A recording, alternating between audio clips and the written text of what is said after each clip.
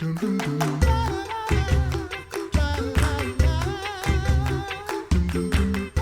listening to The Coffee Hour. I'm Sarah Gulseth. I'm Andy Bates. We get to talk more music. Very excited about this. Christmas music, which is even more exciting since we are quickly approaching Christmas and all things Christmassy and Christmas music and concerts and all of these exciting things happening, including a presentation of the Messiah with the St. Louis Symphony Orchestra and Chorus.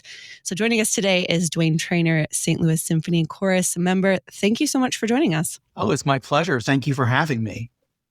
So the Messiah is generally this massive experience for people, a part of a lot of people's Christmas season traditions, sometimes for a very long time. So I'm curious, what is your first experience with Handel's Messiah?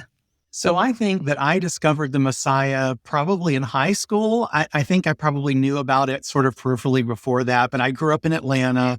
And so Robert Shaw and the Atlanta Symphony Orchestra and Chorus, they did Messiah every year. It was on PBS, every year during Christmas. And I discovered I could sing sort of in the high school years and started taking voice with a voice teacher that was in the Atlanta Symphony Orchestra. And she gave me this old LP of the Messiah and said, take this home and listen to it. And I remember lying in my living room floor, where the big, huge stereo furniture was, listening to the record. And of course, after the beginning instrumental prelude, the tenor is the first to sing, and the tenor comes in singing Comfort Ye, and then goes into Every Valley. And I was just on the floor, and I just thought that was the most beautiful thing that I'd ever heard. And I'm like, that is what I want to do. And then, many years later, I go to college, go to graduate school, and return to Atlanta. And I actually got to sing the Messiah with the Atlanta Symphony Orchestra Chorus for Robert Shaw, what turned out to be his last season. So it's just a very special piece that I connect to musically, spiritually, vocally. And I've been singing it nearly every year since then. I mean, that was the late 80s. It's just been a part of my musical life since that first experience. Handel's Messiah is so epic that even as you were just speaking the words, you can suddenly hear the tune in your head, right? I mean, isn't that amazing that when you hear text, I mean, it's all scripture, but when you hear the text, you can hear that tune in your head? Is that the case for you too, DeWayne? Oh, yeah. And, every Sunday at church, you're going through the lectionary, and these scriptures pop up throughout the liturgical year. And every time one of these Messiah texts come up, I start singing it in my head. And I'm just like, oh, we could have sung this. And it might have meant sometimes out loud too, right? It is. And sometimes not just in your head, sometimes out loud too. Oh, right? yeah. Absolutely. Declare ye this, like, right? Yeah. There's so many parts.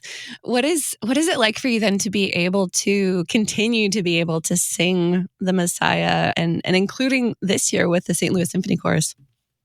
Well, we've not done it in about 3 years. And of course, with COVID, we weren't singing at all. So it's so nice to have this piece coming up this year when things, not that we're through COVID by any means, but now that things are returning to normal, this music is Christmas for so many people. And it's going to be so much fun to have that experience, to share it with people again. And I think for people to hear it again after years when there haven't been many performances at all of any choral music. It's, still very high risk activity, be singing in a big group, in a chorus.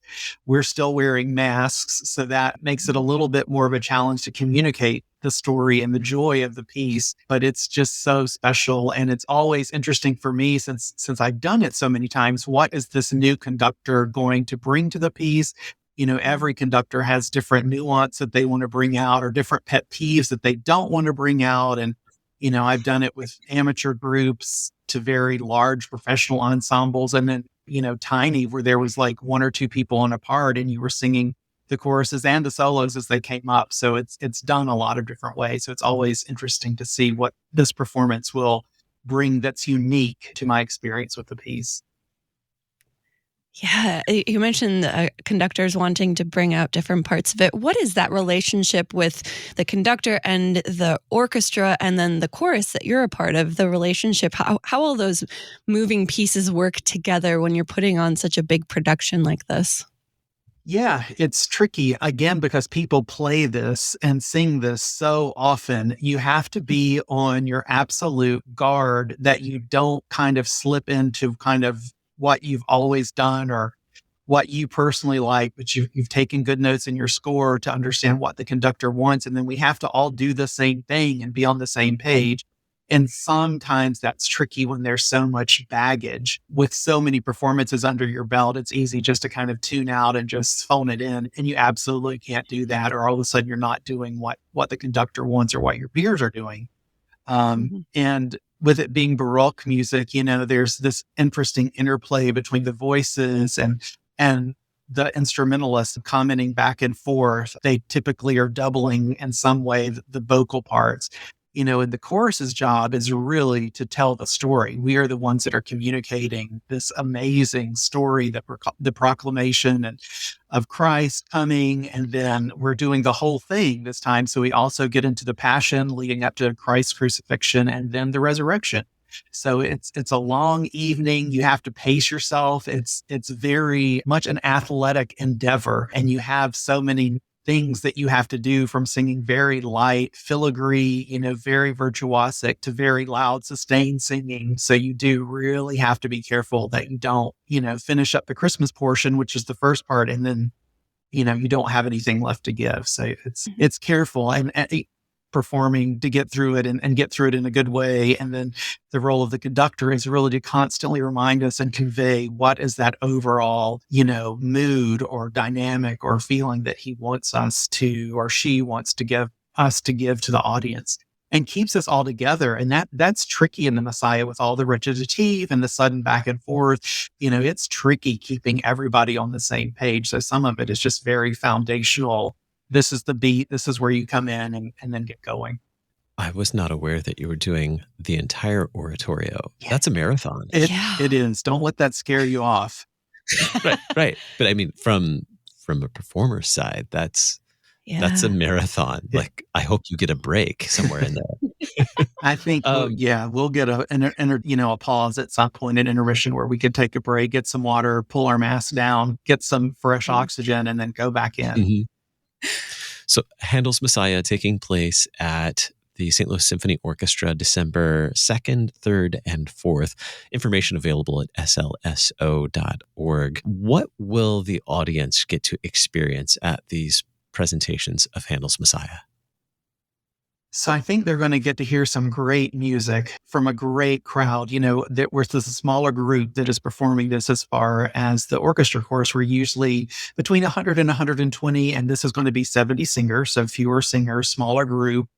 And then it's always fun to see Powell Hall when it has all of its Christmas lights up and the greenery on the stage and the trees up. So it's just such a beautiful, beautiful place to be at Christmas. And then to hear this familiar music that so many people know and have so ingrained within, there's always, just a unique excitement when you're doing a Messiah performance, because it means so much to so many. And you can really feel that energy coming from the audience, and people are just excited with it being so early this year in December that it really will be the kickoff to their Christmas season, and will get everybody in that magical mood for Christmas.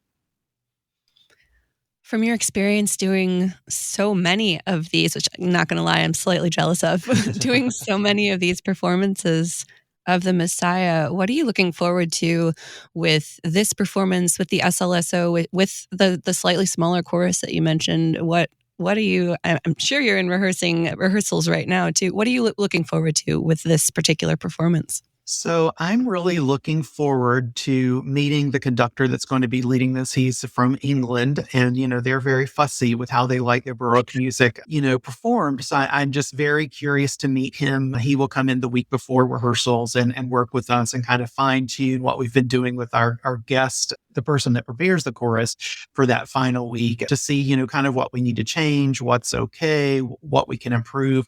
So I love that process. I'm a weirdo. I really love rehearsals.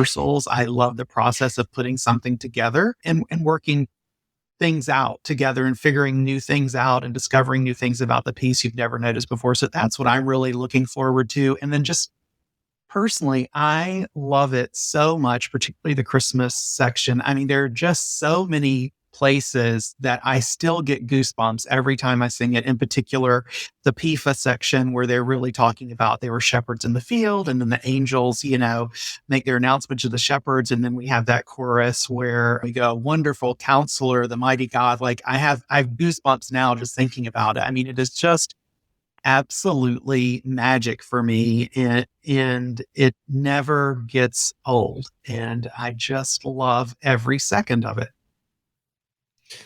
So I believe you said you're a tenor, correct? Correct. As a tenor, what is your favorite piece Ooh. to sing in Handel's Messiah? So I got to be honest. So I'm a professional singer, and I'm a soloist. And so for me, one of my favorite things to sing is always the Comfort Ye at the very beginning, where you are foretelling the coming of Christ. And then you go into the Every Valley. I love singing that, but particularly Comfort Ye. It's just so beautiful. And you really set the stage for the entire piece and set up the story. So that's magic for me. And then, of course, when the full chorus comes in and the glory of the Lord, that's just always magical. I think that's the first chorus I ever sang from the Messiah, but there's so many amazing moments. Of course, everyone rolls their eyes, but the Hallelujah chorus is always special just because it means so much. And there's always that rumble of everyone standing up. And, how did that tradition start? There's several different things going around, but there are just so many magical moments in it. You've painted quite a wonderful picture of this Messiah performance coming up with the St. Louis Symphony Orchestra and Chorus, Friday, December 2nd, Saturday, December 3rd, Sunday, December 4th. Of course, you can find information, tickets, all of those things, SLSO.org. DeWayne Trainer, St. Louis Symphony Chorus Member, thank you so much for joining us today. My absolute pleasure. Thank you for this opportunity, and I hope that so many of you listening will join us. You've been listening to The Coffee Hour. I'm Sarah Gulseth. I'm Andy Bates. The Coffee Hour with Andy and Sarah is a production of KFUO. To support The Coffee Hour and KFUO Radio, visit KFUO.org. You can also text KFUO to 41444 or send an email to gifts@KFUO.org. And you can call us at 800-844-0524. KFUO. Christ for you, anytime, anywhere.